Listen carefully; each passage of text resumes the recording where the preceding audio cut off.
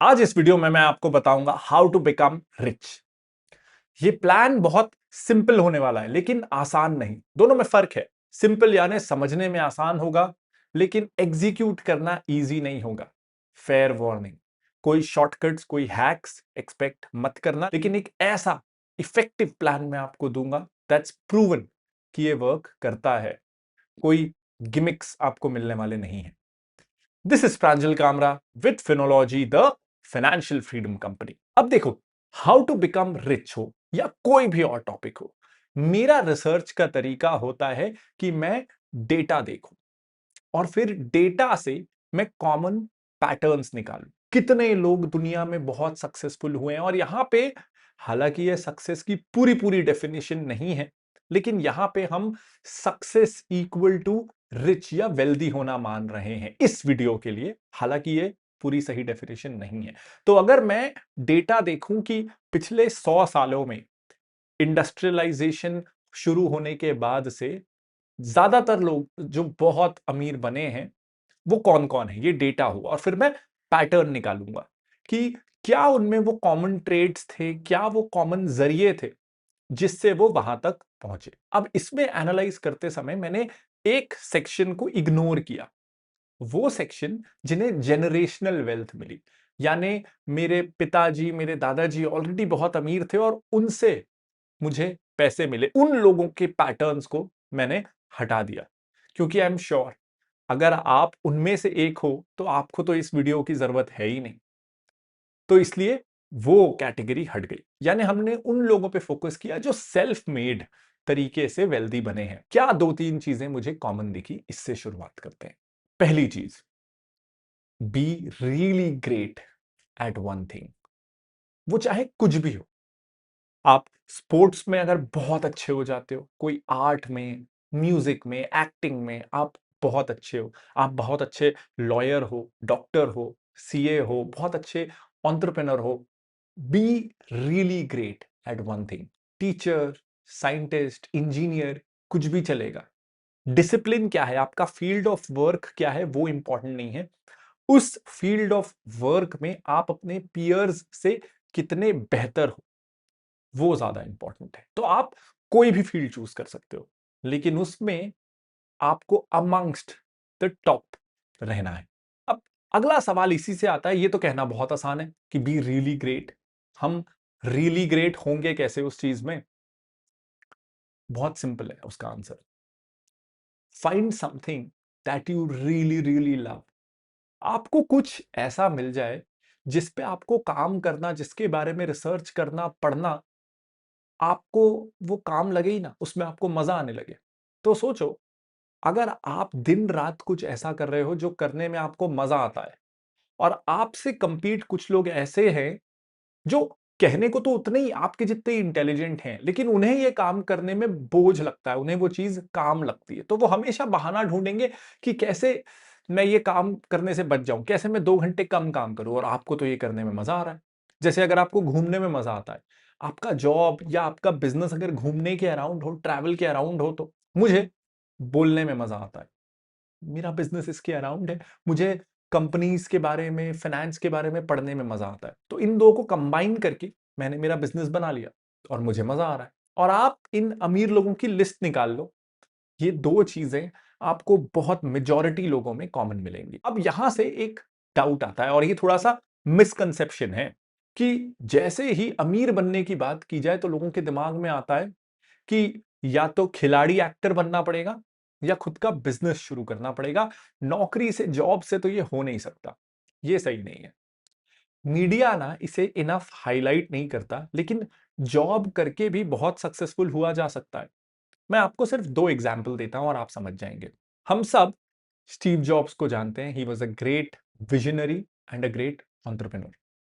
तो हमें, हमारे पास बिजनेस में सक्सेसफुल होने के बहुत सारे एग्जाम्पल्स मिल जाते हैं। लेकिन जरा टिम कुक के बारे में सोचिए। हमेशा उन्होंने जॉब किया, वो कभी भी एंटरप्रेन्योर नहीं थे। एप्पल में उन्होंने धीरे धीरे राइज किया टू बिकम द सीईओ, और आज ही इज इक्वली या more famous than an entrepreneur. उनका पे पैकेज भी आई एम श्योर हजारों करोड़ में होगा। अनदर एग्जाम्पल इंडिया में, आदित्य पुरी। एचडीएफसी की सक्सेस को हम आदित्य पुरी सर के साथ जोड़ते हैं, लेकिन एचडीएफसी के फाउंडिंग फैमिली का नाम ज्यादातर लोगों को पता भी नहीं है। और आदित्य पुरी अगेन, पहले वो सिटी बैंक में उन्होंने अपना करियर शुरू किया जॉब से, एचडीएफसी बैंक में जिंदगी भर उन्होंने जॉब किया। आज शायद उनकी नेटवर्थ भी कई सौ या कई हजार करोड़ में होगी। तो ऐसा कहना कि अगर आपको अमीर, बहुत अमीर बनना है तो आपको बिजनेस ही करना पड़ेगा, जॉब से नहीं होगा, ऐसा नहीं है। अब इसमें एक सवाल यह आ सकता है कि जॉब से ज्यादा धीरे धीरे होगा, लार्जली ट्रू। लेकिन ट्विटर के पिछले सीईओ जो इंडियन ओरिजिन के थे, काफी यंग एज के, तो कई इंडस्ट्रीज में आप जॉब में भी बहुत तेजी से राइज करके ऊपर तक पहुंच सकते हो, और आपका पे पैकेज, ईसॉप्स भी आजकल मिलने लगे हैं, बहुत अच्छा हो सकता है। तो ये कहना कि मैं तो जॉब कर रहा हूं तो मैं बहुत अमीर नहीं बन सकता जैसा तुम बोल रहे हो, उसके हिसाब से ये सही नहीं। दोनों तरीकों से बहुत अमीर बना जा सकता है। अब ये जो तीन बातें थी ना, ये तो थी कैसे पैसा ज्यादा कमाना है। लेकिन कमाने से क्या होगा? हमने देखा है कि हजारों करोड़ कमाने वाले बिलियनियर्स भी बैंकरप्ट हो जाते हैं। तो सिर्फ कमाने से, अगर आप बस घड़े में पानी डाल रहे हो और घड़ा नीचे से फूटा हुआ है, तो पानी टिकेगा नहीं ना। तो जितना ज्यादा जरूरी है पैसों का आना कैसे है उसे सीखना, उतना ही ज्यादा जरूरी है उसे सहेज के कैसे रखें वो सीखना। और I can not stress the importance of both the things. हम अक्सर ये सोचते हैं कि नहीं, ज्यादा कमाएंगे तो ज्यादा अमीर बनेंगे। Not true. चौथी चीज, अमीर बनने के ना दो मेजर तरीके हैं। एक, कि या तो आपके अलावा बहुत सारे लोग आपके लिए काम करें ताकि आपको टाइम लेवरेज मिले, क्योंकि आप ज्यादा से ज्यादा दिन में 10 घंटे 12 घंटे काम कर लोगे। लेकिन टीसीएस के बारे में सोचो, 10 लाख लोग टीसीएस के लिए 8 8 घंटे काम कर रहे हैं। यानी 10 लाख लोग इसलिए काम कर रहे हैं कि टाटा ग्रुप और अमीर बन सके, और आप अकेले खुद को अमीर बनाने के लिए काम कर रहे हो। तो टीसीएस और any business has an advantage. लेकिन अगर आप जॉब कर रहे हो तो आपके पास एक दूसरा तरीका है कि आपको यह इंश्योर करना है कि आपका मनी आपके लिए काम करे, harder than it does currently. आपका पैसा आपके लिए बहुत मेहनत से काम करना चाहिए, और आप क्योंकि स्किल्ड हो, टैलेंटेड हो, तो आप हर साल इंक्रीमेंट अच्छा पाओगे, आप बहुत सारा पैसा कमाओगे, और उसे अगर वो आपका पैसा भी बहुत अच्छे से काम करे तो then it's a good combo. तो या तो आपको ये दोनों चीजें चाहिए, या दो में से कोई एक चीज तो चाहिए ही चाहिए। अगर आप जॉब कर रहे हो तो यू हैव टू इंश्योर कि आपकी सैलरी अच्छे से बढ़ती रहे और वो अच्छे से फिर इन्वेस्ट होती रहे। अब हम आते हैं सेकंड एस्पेक्ट की तरफ। अभी तक हमने चारों चीजें डिस्कस की कि आपको कमाना कैसे है। अब इसका एक दूसरा पहलू भी है। ठीक है, मैंने तो बहुत आसानी से बोल दिया कि आपको पैसा बचाना कैसे और उसे पुट टू वर्क कैसे करना है वो भी सीखना है। लेकिन इसका एकदम एक लाइन में मैं बताना चाहूं तो बेसिक क्या है। देखो, इसका बेसिक बात यह है, आपने 50 30 20 रूल सुना होगा कि आपकी इनकम का 50% खर्चों में, 30% वांट में और 20% आपके इन्वेस्टमेंट्स में जाना चाहिए। तो आपको खुद से यह पूछना है कि ये जो 30 और 20 वांट और इन्वेस्टमेंट वाला पार्ट है, ये पैसा आपका कहां लग रहा है। ये जो 30 और 20 50% वाला पार्ट है, जो आपकी सैलरी का आधा हिस्सा है, या तो वो अगर ऐसे एक्सपीरियंसेस लेने में जाए जिससे आपकी पर्सनल ग्रोथ हो, एजुकेशन में जाए, जमीन, म्यूचुअल फंड, ये सब खरीदने में जाए, जिससे या तो आप खुद ज्यादा एनरिच हो सके या आपकी नेटवर्थ बढ़ सके, then you are on the right track. हम इसका उल्टा कर लेते हैं। हम क्या देखते हैं, वो देखो अंबानी ने कितने 100 करोड़ की शादी की, और ऑनलाइन ये इन्फ्लुएंसर्स बोलते रहते हैं कि जियो मत, खर्चा मत करो, उनको देखो वो तो इतने अमीर हैं फिर भी करोड़ों रुपए फूंक दिए डेप्रिशिएटिंग चीज में, एक दिन दो दिन के मजे में। वो देखो उसको, वो तो प्राइवेट जेट लिए घूम रहा है। तो अमीर बनते हैं बहुत सारा पैसा कमा के, ये डिसिप्लिन वाली चीजें बेकार है। जब डिसिप्लिन नहीं होता ना, तभी हमारी हालत कई बार द सेकंड अंबानी की जैसे हो जाती है। या बहुत सारे और एंटरप्रेन्योर्स को हम जानते हैं जो बहुत सक्सेसफुल थे, कमा बहुत रहे थे, लेकिन अब नेक्स्ट टू जीरो हैं। एक और बात हम भूल जाते हैं, हम ना खर्चों को एब्सोल्यूट नंबर्स में देखते हैं कि अंबानी के घर की शादी में इतने हजार करोड़ खर्च हो गए, या उसका प्लेन इतने 100 करोड़ का है। हम ये नहीं देखते हैं कि वो अपनी टोटल नेटवर्थ का कितना परसेंट उस खर्चे पे लगा रहे हैं। ऐसे सोचो, अगर आपकी टोटल नेटवर्थ 1 करोड़ है और आपने शादी में 25 लाख रुपए खर्च कर दिए, तो आपने एक शादी में अपनी 25% नेटवर्थ खर्च कर दी। लेकिन अगर किसी की नेटवर्थ 100 करोड़ है और उसने शादी में 1 करोड़ खर्च किए, तो उसने अपनी नेटवर्थ का 1% ही खर्च किया शादी में।